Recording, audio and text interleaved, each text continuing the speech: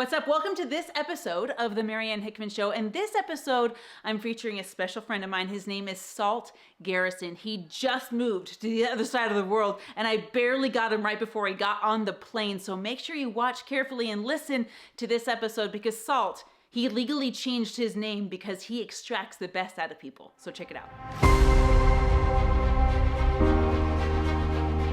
Hi, how are you? I'm doing so good. How are you? I'm very, very well. Very, very well indeed. Oh, awesome. I'm so sad that we missed each other in person. It's okay. Those things happen, I guess, right? Yeah, it was a kind of a cluster of all things. This must be the next perfect moment for us then. I have a belief that I always get what I want or better. So somehow, There you maybe go. we'll never know why, this might be the better way. Who knows? Exactly. So thank you for the opportunity to be here, and it's lovely to see you again. I don't know if you recall that you and I met in I think it was November, December, November, maybe in the Yeah, it was live at the event, right? Yes. Yep. Yes, of course I remember. And I think that was So, after Jeff introduced us over the phone. We were trying to sync up something oh, in that's Salt right. Lake. That's exactly right. Yeah. Yeah. So, gosh, I remember perusing your website, and every time I read a new paragraph, my jaw just dropped. And I was like, what is going on? When Jeff introduced you to me, he said he legally changed his name to Salt. That is And I was true. like, okay, out of all the options, why that? And he's like, I'll let you tell it because I won't tell it nearly as good as you. Tell us why you changed your name. Yeah, so Salt started off as a trail name. So I'm an avid backpacker and hiker, um, and so a buddy of mine and I have gone out for 14 years out on the Colorado Trail, and we'll do sections of the Colorado Trail. Be out for 5 to 7 days or so. So I just picked up this trail name of Salt. I started to research salt. There are like 4,000 different salts. There's over 10,000 different uses of salt, all this kind of thing. We sprinkle salt on food, just enhances the flavor of food, rub salt on meat to preserve the meat, salt in the wound. People have heard about that. But salt's also used like in saline solution, Epsom salts, this sort of thing, and healing. So as I'm researching salt, all of a sudden it just occurred to me, I'm like, wait a minute. This is who I am. It's my life's mission and purpose to enhance the lives of the people around me, to help people identify the things that are most important to them and help them to preserve it, just like rubbing salt on meat. If you work with me, I'll take you outside of your comfort zone, which can be painful, like salt in the wound. But I also help people to find healing in their life, to really have a greater appreciation and love and gratitude for every aspect of their life. And so I started going, oh my gosh, I am salt, right? And there's a little bit more to the story, but I went, I am Salt. So I changed my name socially to Salt. And then people would ask inevitably, is that your real name? Is that your real name? Is that your real name? And I got tired of like I didn't want to be dishonest, but then also I didn't want to always go into the story. And I'm like, well, dude, why don't we just change the name completely, right? And so a handful of years ago, I went through the legal process and I changed my name to Salt. So when I hear people call me Salt, it's a reminder of my mission and my purpose every time. And it's like, oh, that's right. That is who I am. And that's why I'm here in this forum at this time, is to be salt in the world. That is so profound because you're right. Salt in the wound isn't always a favorable feeling. Exactly. It is uncomfortable. And we need that discomfort in order to grow. So you can never have one side without the other, right? What's up? Marianne Hickman here. Hey, listen, I'm about to give you my phone number, so write this down. 801-509-5495. I want you to text me. What questions do you have about the stage or getting on more stages or getting on podcasts? What questions do you have about monetizing your message and bringing in clients? I want to help you make money with your message. So text me 801-509-5495. Let's chat. Everything comes with both sides, benefits and drawbacks equally to everything. And so, yeah, so you have to be willing to experience discomfort in order to grow. So when Jeff introduced us, I was thrilled because personally, I don't know about you, but I think a introduction is my favorite way to meet people for this reason. An introduction also means an endorsement. Yes, And exactly. Yep. Jeff is such an amazing human, and he, when he introduced us, I was like, okay, there's got to be there's magic potential in whatever chemical formula he's bringing together, right? Yep. And when I went to your website and read all about you, I was like, okay, this guy has been through it. He's seen the rights, lefts, up, down, and sideways. And then for the people meeting you for the first time, tell us your story. What's your origin story? Yeah, so origins, born and raised in Indiana, small town Indiana, family of farmers. I did not grow up on the farm, but I worked on the farm, and just very conservative, traditional, values and that sort of thing. Every family has their own issues and their own challenges, and mine is and was no exception to that. Um, so, uh, dealing with a parent, my mom, that had some mental health issues, and really being able to look back now and seeing it more clearly than then, because then as a child you didn't know any different, right? You Right. just what you knew, Yeah. You right? think that's normal. Yeah. And my mom and I have had a very tumultuous relationship, pretty much throughout my life. She has Alzheimer's now, and does not recognize, does not know me. Wow. This sort of thing. So it's been a very interesting arc, for us. A few years ago, though, Marianne, I was able, through doing the process that I walk clients through, also, but also doing it for myself. Um, Before she really kind of went off the dementia cliff, if you will, was able to have a conversation with her and just tell her, you know what, Mom, thank you. Thank you. You were the perfect mom for me. Mm. And I love you. And I really wouldn't want to change a thing. And I think that's really the apex of working with people and getting to that point in your life of going, thank you. I love you. I wouldn't want to change a thing. Oh, So that's so powerful.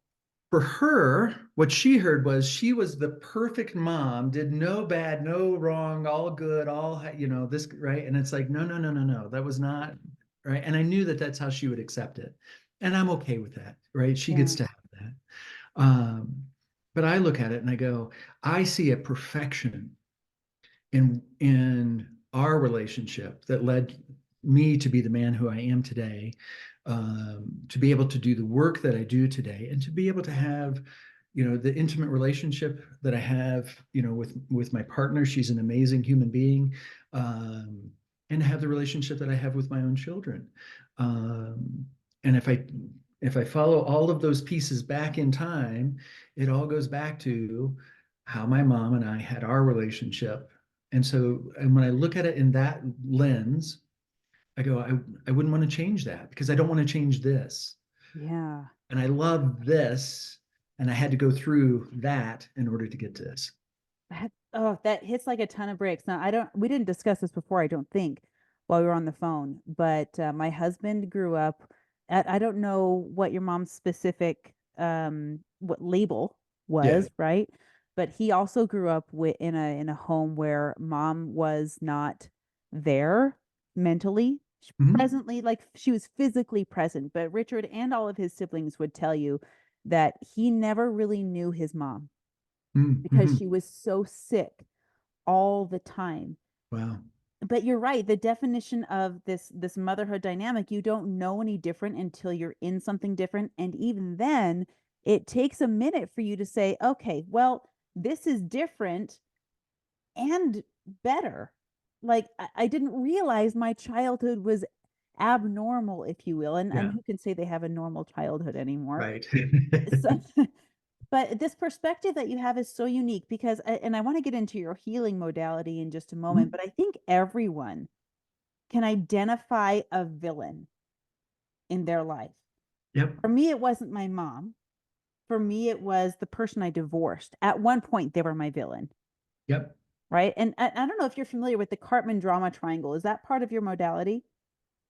So it sounds very familiar, but I'm not placing it right offhand. Just remind me real quick. Yeah, Is that the hero, victim, that's persecutor? exactly it. Yes, yes, Yeah. yes, yes, yes. Yeah. So this is the system where it says you've got your hero, which is you, but until you become the hero, you're the victim. And then Yep. you've got your villain over here, but as long as you're the victim, there's the only time that they're the villain. And then when you flip that, they become the teacher. Yeah. Yeah. And that's what I have found that is so pivotal and so fascinating. And maybe you found this, and I want to ask you, do you find that the people that you work with, what's it like? What's it like for them to struggle? Because there is some, it's like righteous indignation. As long as I can slap the label of villain on them, then that makes me right. That makes them wrong. But as long as that's the case, I'm not progressing. So, what's it like when you walk people through flipping that? Yeah. So, people have these aha moments, and that is like the dopamine squirt. That's like the crack cocaine of what I do. I mean, I'm like, yes, give me more. I want more, and when people go, I've never thought of it that way, or that's a great question. Those are two of the greatest compliments that I get, is when someone says, I've never thought of it that way, or that's a great question. I love those. I love those pieces. So let me back up just a little bit. Let me give you just a short foundational piece. So there's a universal law. It's called the law of polarity. Um, and so, like, for example, I'll give you a couple of examples and I'll tell you the law. So, like, you can't have a right side to something without having a left side to it also. Okay, Just like you can't have a front without a back. You can't have a top without a bottom. You can't have an inside without an outside, right? makes sense. The law of polarity states that you cannot have a positive without a negative, and you cannot have a negative without a positive, Hmm. and that both are always simultaneously true. So, for example, say for example that you won $1 million. Congratulations, Marianne, right? Woo! I'll Right? take it. I'll Rock! take it. I'll check my Right? bank Now, account. are there benefits to winning $1 million? Clearly, Are there drawbacks to winning $1 million? definitely. Right? So, and a lot of times people go, oh, $1 million, that'd be so great and so wonderful and so fantastic, right? But what happens is that you become polarized. You're seeing all positives and no negatives. Or if you lost $1 million, people go, oh my gosh, that was right. Right? But they're Yep. also not seeing the other side, which is there would be benefits to losing $1 million. That's and that's that would not be the first question. Right. I would ask myself, what's the benefit to this? Yeah. So what I do in part is through the work of Dr. John Demartini, who's my mentor, my teacher. I use his methodology, the Demartini method. But I help people go in and help them start to balance their perceptions so that they can come back to this more of a place of neutral. So anything that we infatuate with, oh my gosh, I'd love $1 million. Oh my gosh, I'd love the ideal partner, or whatever, eludes us. It runs away from us. It's human behavior.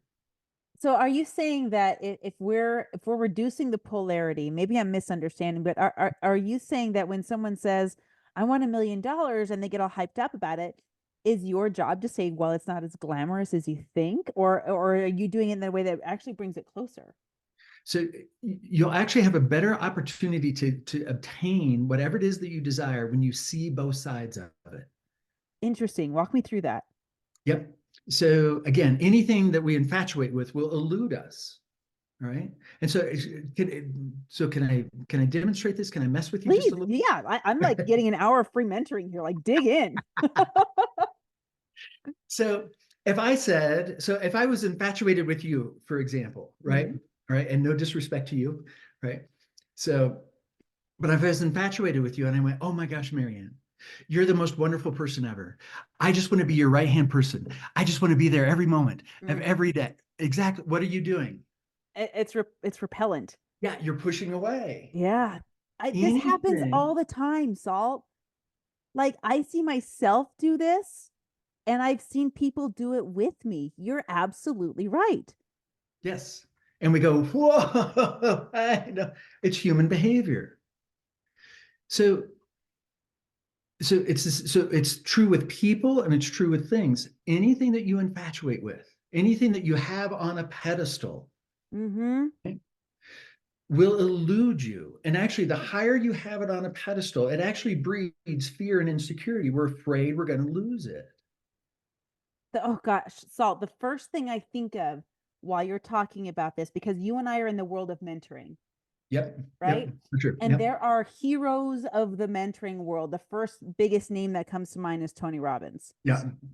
You know, like the bigger the pedestal, the further away they are. And that's my interpretation of what you're saying. But I'll never forget when, gosh, I went to one of Tony's events, loved it, will go back. And when I went to his event, I saw his MC, Joseph McClendon. Love him. I love what he does on stage. 70-year-old, basically a bodybuilder, like picture of happiness and health, right? I'm sure he has his days, but I love the persona that he puts out there. And in my head, it wasn't this, oh, fangirl. I just decided, you know what? I'd like to have his phone number. Less than 2 years later, I've got it. And I'm sitting next to him in a podcast.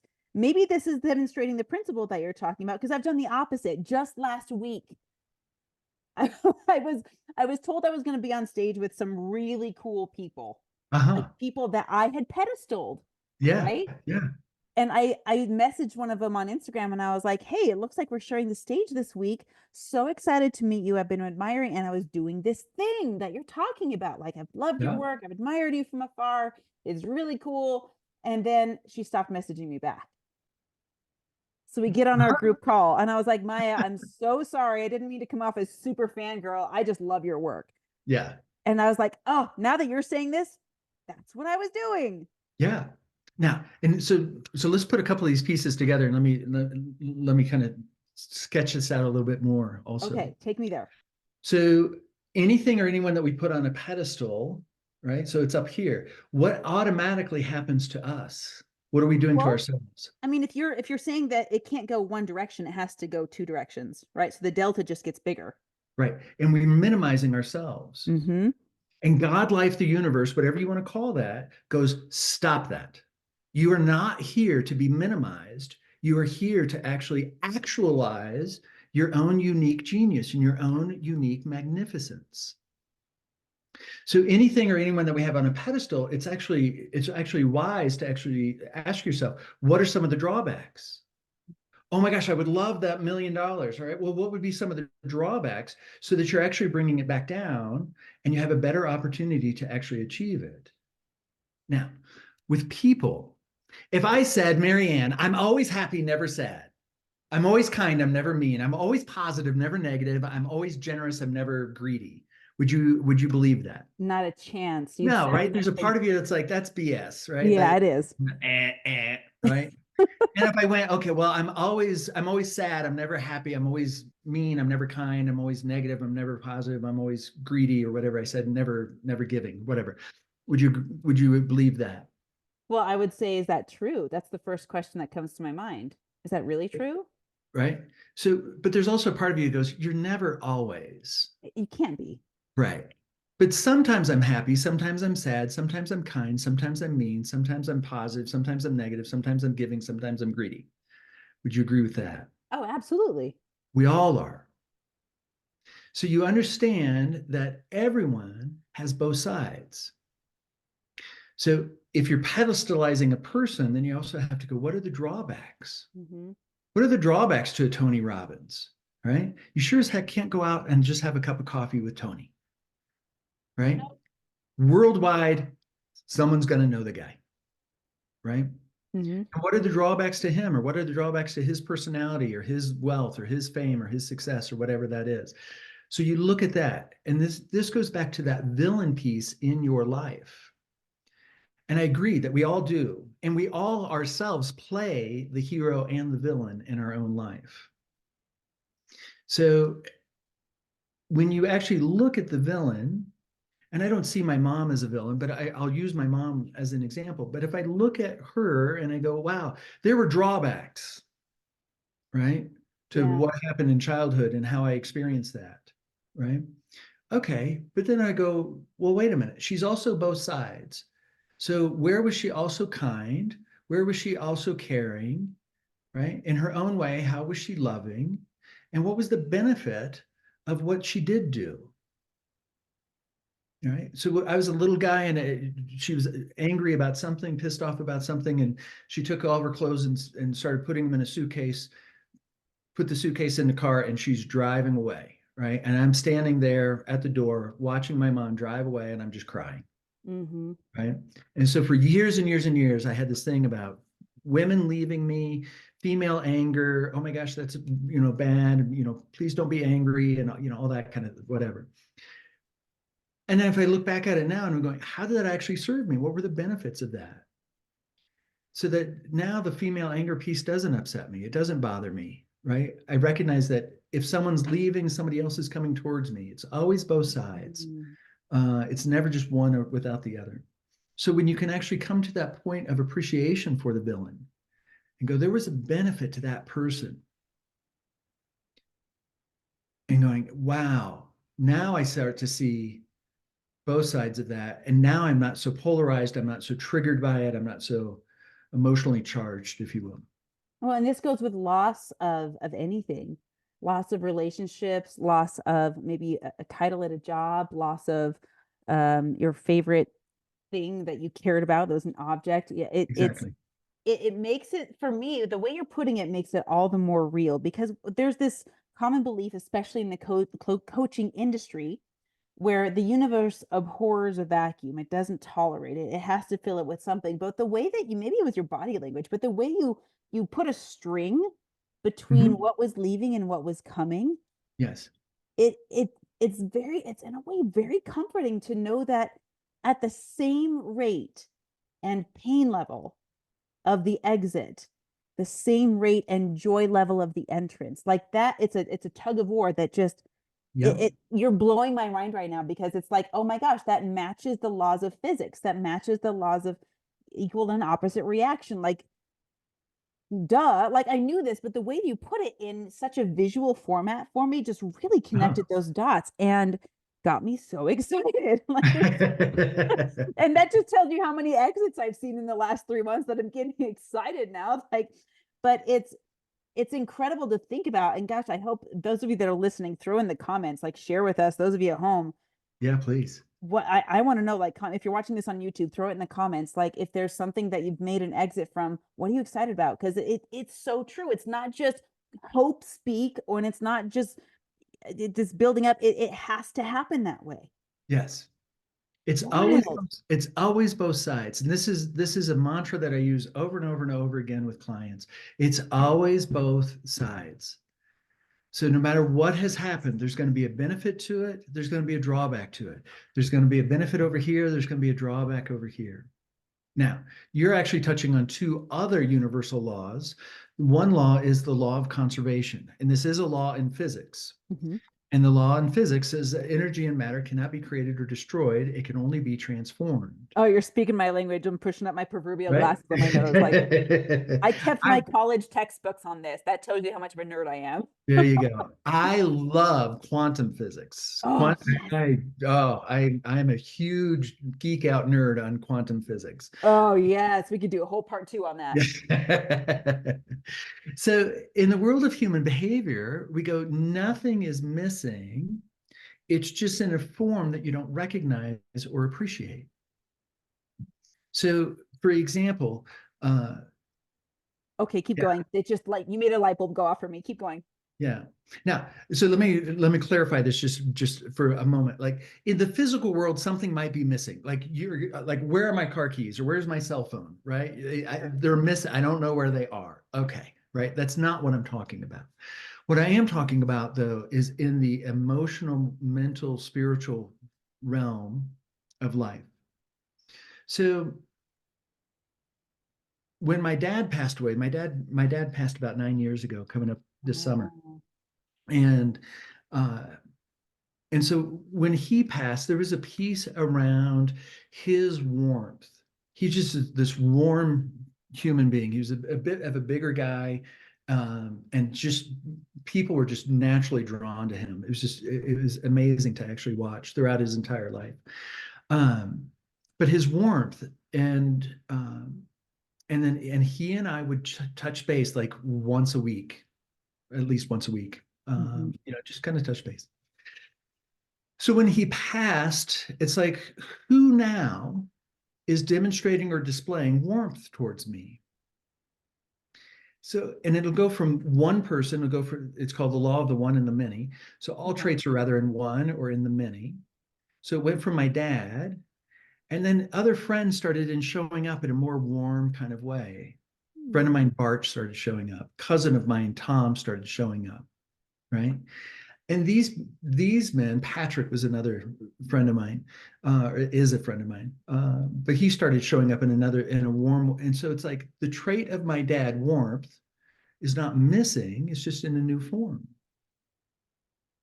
So fascinating. Yeah. So like with the end of a partnership or relationship, it's like, get specific about what you think is missing, but ask yourself, who now is actually demonstrating or displaying that? And you'll find it every time.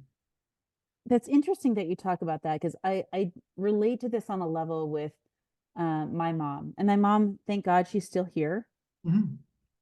But I was shooting on her.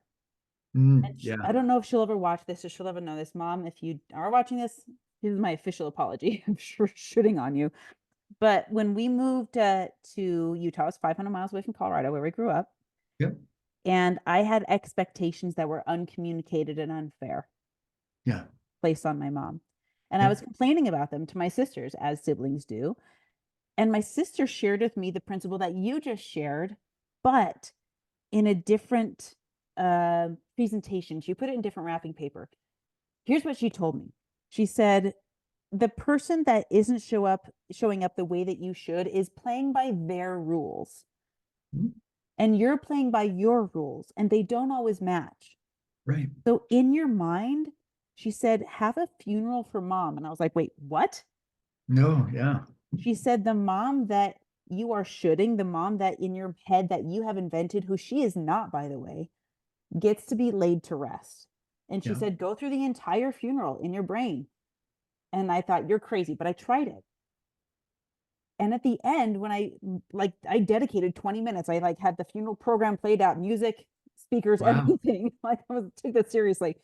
And by the end, I released all of the expectations on my mom, all of the shoulds that I think she should do this and she should do that. And you're right, I farmed them out.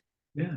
I had a best friend who would literally hold me and play with my hair as a 35-year-old woman. Exactly. Yeah, right? That's a great example. Yeah. And I have my husband who I debrief at the end of the day. And when it's time to celebrate a sunset, I still call my mom, because that is in her rule book. But this, what you're saying is so revolutionary, because it creates this, I sound like Master Oogway, but it creates this level of inner peace that, you're right, it doesn't excuse the incorrect behavior of the villain, but it allows them to stick to their rule book without me sabotaging my own.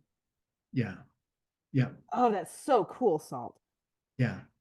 So, and what it does is, so it gets us out of the limbic brain, right? So it gets us out of this fight, flight, freeze kind of, sympathetic nervous system activation piece.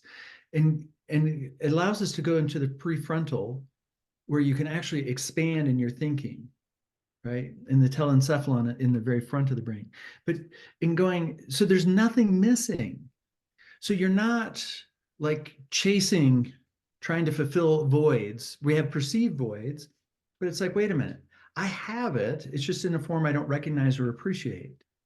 So I get out of the chase and the fleeing, chasing after and fleeing away from kind of mentality, and going now.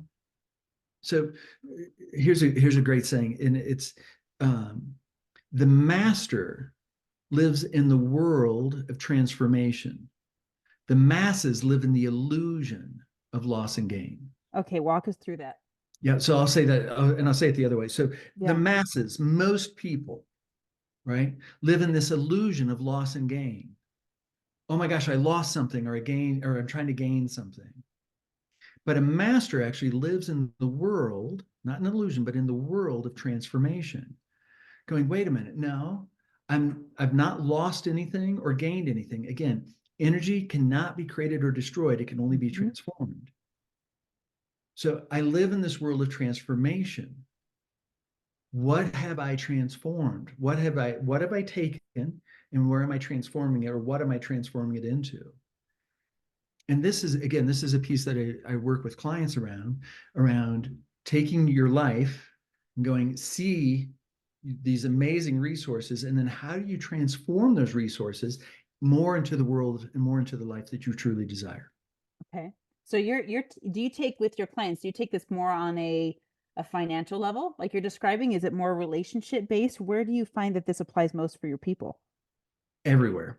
Everywhere. Okay. But those are the two main, those two, and then business are the three main areas that people are where they are looking for the transformation. And sometimes health.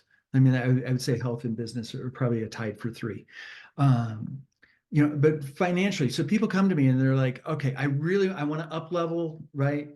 Or, I've been stuck at this, financial level, whatever that might be, for a while. And now I want to up level. How do I up level? Right. And again, that's part of my deal is when people plateau, that's when I come in. I help them dissolve those barriers and blocks that are keeping them stuck at that level. And then it's like, and now let's quantum leap. Let's go up, right, to a higher level. So financially, one of the pieces that we start to look at is, where is your wealth?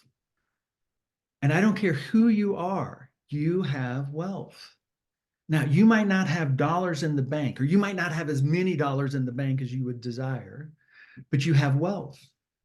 You have wealth in your relationships. You have wealth in your health. You have wealth in your social. You have wealth in your spiritual, right? You have health. You have wealth in your mental. So it's like, so let's look at, where do you have genius? Where do you have magnificence? Where do you have an amazing amount of wealth? And then how to take that and transform it into the form of money in the bank. Your wealth is actually going to be held in your highest value, the thing that's most important to you. So I have a lot of intellectual wealth. I have a lot of knowledge. I'm an avid reader. So I have all this knowledge. And so learning and teaching, and that's my highest value. So it would make sense that I have the majority of my wealth in that. Now I can take that and I can transform it by sharing it, delivering it in different forms, format like this, format on stage, format with clients, seminars, whatever. And I can transform that wealth into dollars if that's what I desire. Mm-hmm. I can also take that wealth and I can transform it into physical health, because I have that knowledge, and then I can actually transform that knowledge into a higher physical health and physical well-being. That it makes it, when you say it like that, it makes it seem so much easier.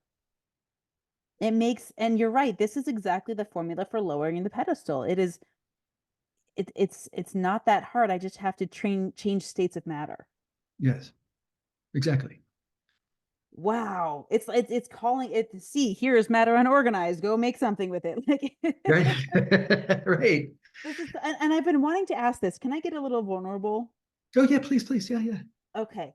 So I appreciate that, first of all. So as with every marriage, my husband and I have a Venn diagram of where we are independent and where we overlap, right? Yep. Love that. And it's a beautiful thing. And we believe that that place of overlap is its own living, breathing entity.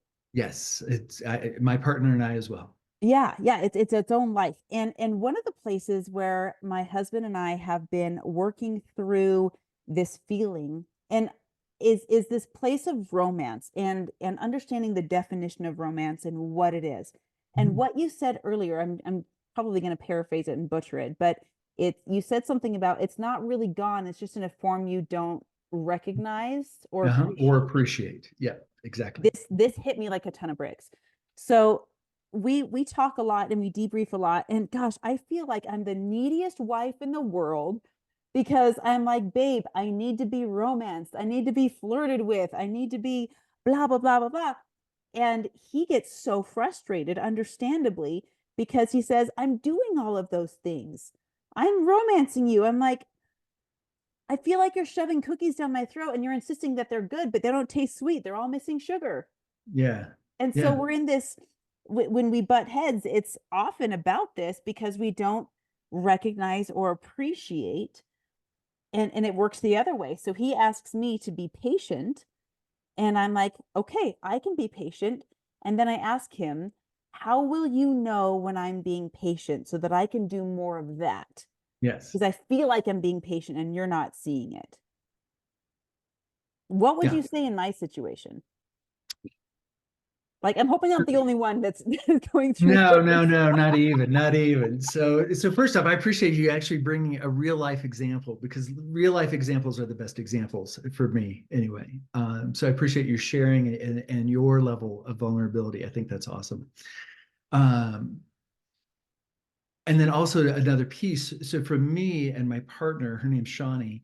So we have us. We call that middle part us. Mm-hmm. And we ask sometimes, what does us need? Yeah. Right? Not just what do I need or what does she need, but what does us in this moment? What does us need? Mm-hmm. Um, and you know, it's like I love you and I love us. And we say that to each other as well. So being able to identify that we are our own people, and Shawnee and I both are very strong-minded individual people, right? And I don't know how you and your husband are. I know how you are. I Oh, don't know how your very husband much. is, right? We got I two can warriors that imagine, married each other. right? And so, but recognizing that there's also this us piece. And so I think that that's helpful for people to identify that it is a third component to the relationship. It's you, it's me, and there's us. So that's an important piece. I'm sure that you've heard of the 5 love languages, Very much. right? And so that's another area to really kind of explore and actually go, you know, the 5 love languages as far as like physical touch, gifts, acts of service, time together, and words of affirmation, right? So those are the 5. But going, what does that look like? And Mm-hmm. getting more specific. So like if he's going, I need you to be patient. For you, and my partner, she lives in Sydney, Australia. That's right, because you're moving there, right? I am moving there. Yay, So good in for middle of you. June, I'm moving there. So I'm super excited. So she was just here with her son, and I just took them to the airport, and then to go back to Sydney. And then I leave tomorrow to go to Sydney for a couple Oh, of weeks. I'm here it's in very May to wrap up touching. this house, and then I'm off to Sydney in June. But That is so exciting. I'm thrilled for you, Salt. thank you. Thank Oh, you. Right now, we joke because she has Sydney time, right? Boom, yep. boom, boom, boom, boom, boom, right? I have Denver time, right? Hey, hurry up. I'm going fast, right? Uh-huh. Denver time, right? So, like when we're talking about patience, this is a conversation piece that I would have and just go, what does that specifically, what does that look like, right? Because patience for her is, hey, in 30 seconds, I expect an answer. For me, it's like, give me patience. I'll give it to you in about 3 minutes, Mm-hmm. right? So, but it's like, here's what I want, but here, and that question of what does that look like? What does that feel like? Getting specific. And I think a lot of couples, Marianne, kind of miss the mark around, I expect my partner to know, or I would think that they would know, or it's common sense, right? And it's like, I look at that and I'm going, first off, we're all different. We all have our own different view, right? We all see things differently. Literally, the way that your eye and my eye see a color is going to be slightly different.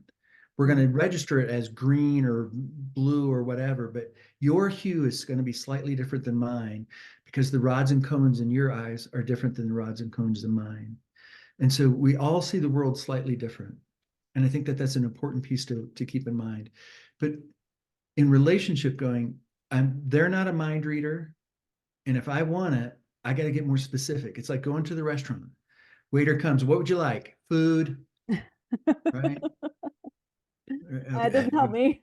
Help me out a little bit here, right? But if you're going, I'd love the steak, I'd love it medium well, I'd love the baked potato, I'd love the Caesar salad, whatever, right? You got a better opportunity, better chance to get what you want when you're specific and clear. I think that those pieces are important. And then also just like keep recognizing we're just different people and celebrating those differences and just even laughing about it as you can, like the patience thing, right? Sydney time and Denver time. For us, it's a little joke, but it really applies. And it keeps things a little bit lighter. I think levity is such a huge, important part of that. Yeah. I have a friend of mine who I hope is going to go off in public keynote on being an adult and having fun at the same time. And this is where, again, we miss the mark. I miss the mark on levity sometimes because I'll come in and make a joke and it doesn't land. And I'm like, oh, shoot, that just made it worse. What am I going to do? And with my husband and I, we just found this out last week as we were butting heads yet again about this thing. Yeah. And when I asked him specifically this question, it blew my mind, Salt. When I realized that his definition of who patient was nowhere near what mine was.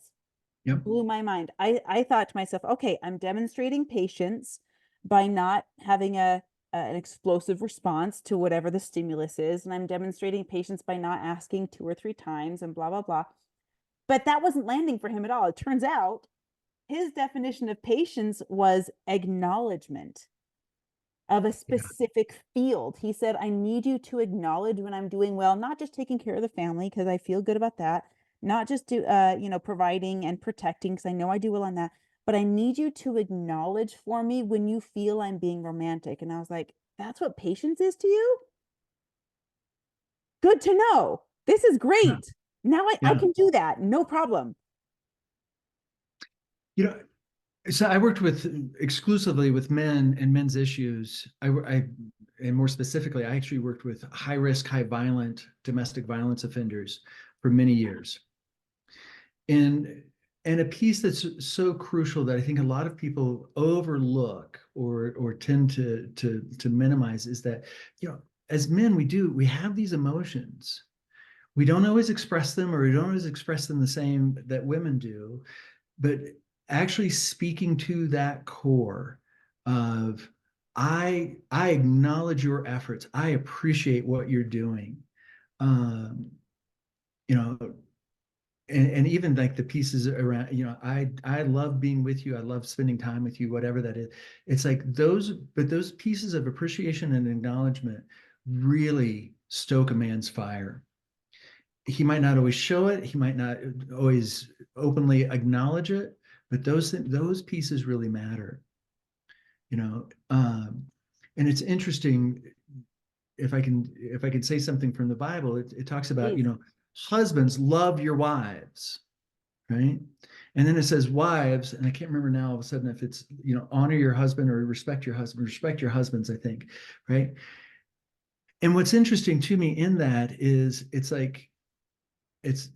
women typically, and again, I'm not trying to stereotype, there's always outliers and differences and all of that, but it's like this piece of, I want to feel that love. I want to have that piece of love. Men, it's more important that they actually are acknowledged and have that respect piece, because that'll take them further. Obviously we want to have the love, but it's interesting to me how in the Bible it separates those two. Men do this, women, here's your deal, right? And I think it's just speaking to the difference between males and females. I love the way you framed that, because it's right. In the KJV version, right, it can be very difficult to extrapolate and put into actionable items, but you're right. It's really a how-to guide. Yeah. Guys, here's what your ladies really need. And if you want good results, give this to them. Same thing for the dudes. Like, they just need to be this, and you're going to have all of the everything you ever wanted. And then for me, one of the greatest verses, and one of the most overlooked, but one of the greatest verses in the Bible about relationship is that is at the end of the second chapter in Genesis, and it says, "And the two were naked and felt no shame." Mm-hmm. Now, my belief is that they were physically naked, and it's like, okay, here's me and here's me, and we're okay, kind of thing, right? Right. But I think also that there was an emotional nakedness. A vulnerability. Here is where I am. Here's who I am, and there was no shame in that. And I think that that's a great verse for relationship and going, gosh, how do I just continue to unveil and reveal who I am? And again, it goes back to those conversations and getting specific with one another about what this actually looks like. I think too, and it keeps coming back in my mind, just so I'm going to step back for just a second, the piece around romance. Mm-hmm. And it's like, what does that mean? And what does that look like? Because I think society has really brainwashed men about what romance looked like. And again, if you're a physical touch person, romance might just be a foot massage, Mm-hmm. right? Romance might be, you know what? I'm going to clean up the dishes and I'm going to take care of the kids. You sit in the other room, right? And That's just chill out. You got my language there, and then like words of affirmation. That leave a note for me, Yeah. right? That's boom. That'll Yep. get you 100 miles. Yeah. But I think a lot of men, based on what society's view of romance is, I got to do like this really nice fancy dinner, or, there's lingerie involved or whatever. It's like, but it's all this really skewed crap. That takes hours of planning and probably a couple $100, and exactly, right. it's not a daily. And it puts a lot of men in a realm that they're not comfortable in. Like, I don't feel comfortable at a fancy restaurant, right? I don't feel like I can be myself. I gotta, be all nice and tidied up and everything, right? So, I'm a jeans and tennis shoe kind of guy. Yeah. Yeah. Cool, right? This is fancy for me. So, but again, having that clarity and really getting more specific about what does this look like, and breaking through societal's definitions and expectations, as you said earlier, about what romance looks like, or even what patience looks like. Yeah. So you've done such a beautiful job of taking this pedestal and collapsing it. Yeah. Especially in terms of relationships, by creating clarity and understanding how do we win with specificity. How does that translate? And you use the $1 million example. How does this translate financially? Yeah. So again, anything that you put on a pedestal is going to elude you. Anything you infatuate with, you're going to elude you. Anything that you fear, you're going to draw near. So the more you fear debt or bills or what, it's like, man, it's going to come right up to you, right? Mm-hmm. And it's really about loving both sides. So, okay, this has been said before. I can't wait to see where you go with this. Yeah. So if you look at love and you go, so I think it's important to define love. And the best definition that I have for love is actually, so it's being able to see both sides of someone or something, the positives and the negatives, seeing them equally and not wanting to change a thing. I love that definition. Ooh. So anything that you want to change, it. Okay. Yeah, anything that you want to change, anything you want to change about yourself or someone else or life, it's just a piece that you're not loving because you're not seeing both sides. Wow. Okay. Another great mantra is that everything is love, all else is illusion. Walk me through that one. That's above my head. That's the Master Oogway talk. Where'd we go? So everything is love, right? And again, if you step into a spiritual realm and go, God is love and God is everywhere, then everything must be love, right? And if you don't see it as love, you're having an illusion because you're seeing more positives or more negatives. You're out of balance. It's an illusion that you're out of balance. I feel like in my brain, you're so good at making connections in the brain. Like I can feel my neurons finding each other. It's this, it removes inauthenticity. Yes. Especially, in relationships, obviously, but also in business, because in the demo that you gave earlier, like I'm perfect and I never am sad and blah, blah, blah. I don't want to do business with that person. Right. Right. Because it's Because not, they don't love themselves clearly and they're inauthentic, which means I can't trust them. that's exactly right. And we do business with those who we know, who we like, and who we trust. Exactly. Right. And so if there's inauthenticity, or if there is a lack of integrity about who they are, how they're acting, right? If those two aren't lined up, we go, I don't trust you. Right. There's something wrong here. Yeah. And we register that as a threat and we go, nope, not doing business with that person. So there's this big, it's really common right now. It's trending on social media and Instagram for influencers to pull back the curtain and say, okay, you're all following me, but here's 7 things I'm insecure about. Yeah. What have you seen that? But like recently up in your feed? A little bit. Yes. Yes. It's wild. What is this people? Because I think there's a level of genuineness there, but also if you're hopping on a trend bandwagon, are you being authentic? Like, right. So how do you spot it? Yeah. So there's a couple of pieces here. So first off, so going back to love. So the love piece is you want to see both sides of everything. So when you're talking about the money, you want to see what, like, I want the $1 million, or I want the, $300,000 job. Awesome. So you're clear about the benefits. Let's look at what the drawbacks to that is, so that you're seeing both equally, and now you have it balanced, and the equality of it is the love. Oh, I got it in balance now, right? Now I'm okay, right? It doesn't matter if I get it or if I don't get it, I'm okay, right? And my external world is not dictating my internal world. My internal world continues to dictate the external world. Oh man, I cannot wait to post this podcast in my group. And here's why. I just today celebrated 2 members of our community, and I am doing this ranking thing, seeing how it works. But I wanted to acknowledge one of my members who made her first $1,000 in her business last week. Very cool. Good on her. Excited for her, Yeah, right? that's awesome. And then there was another member who got her first 500 followers on YouTube. Awesome. Yep. And now I'm thinking like, awesome. okay, these are great things, just like you're saying. But in that post, maybe what I ought to have done is say, yes, we're celebrating $1,000, but look how much that's revenue. That's not profit. Right. Here's the other side. There's a 30% margin on that. So she really got $300. She's got $700 of expenses now. Yeah. That she has to take care of. And that's great. These are good proverbial problems, right?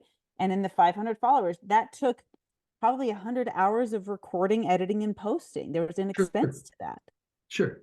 Yeah. Right. There's always going to be wondering if I should have posted that. So, and here's the thing with that, and then I want to go to the 7 vulnerability pieces. But it's like, just acknowledge it for yourself.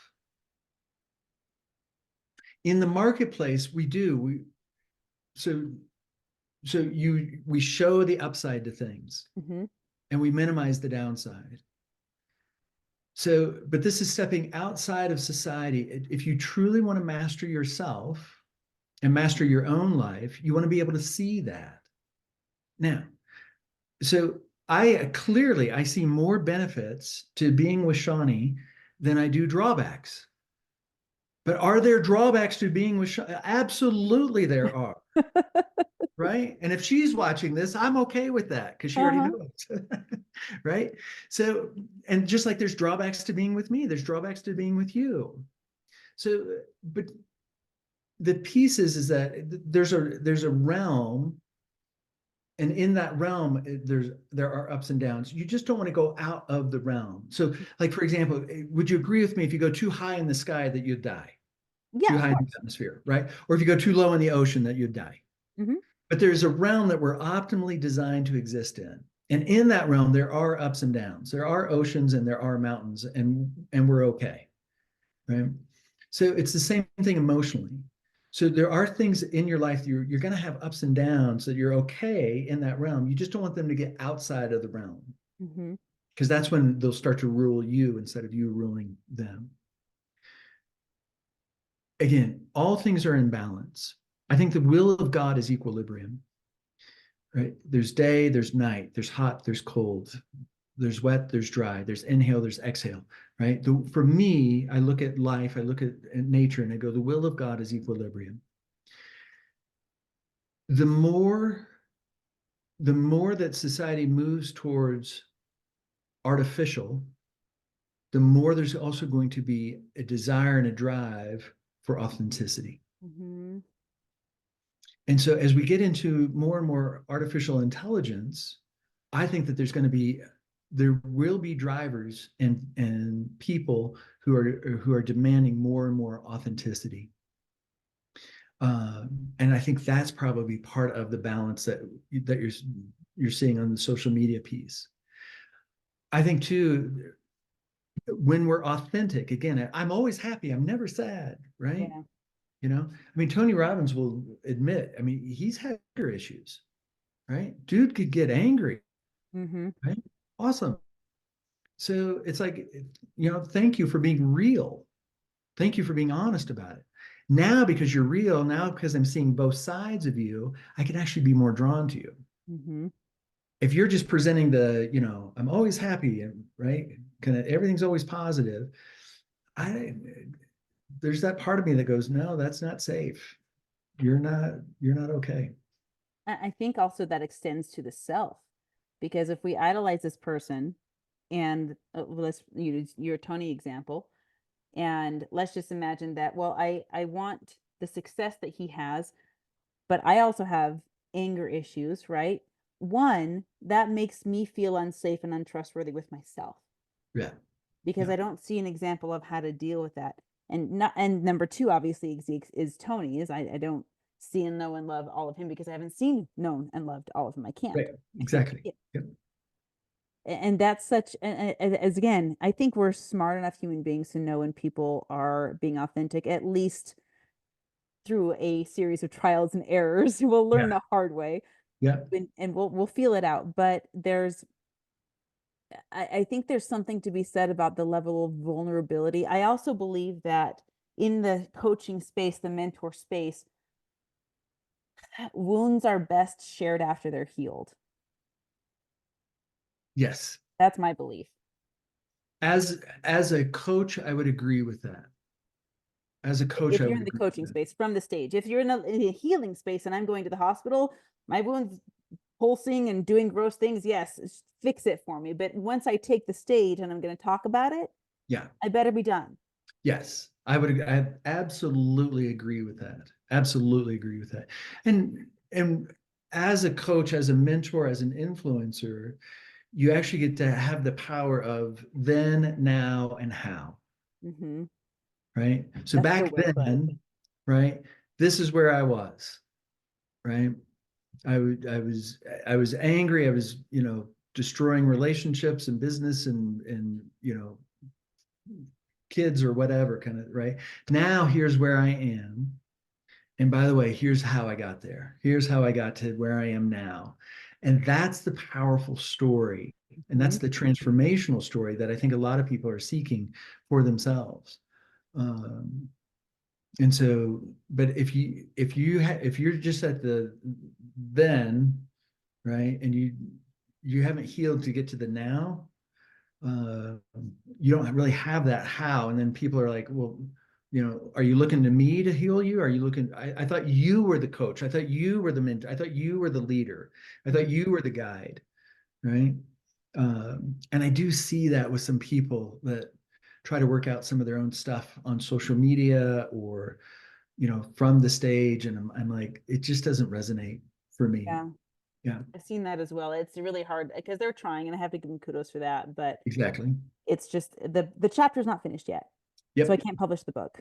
Yep. I would agree. Absolutely agree.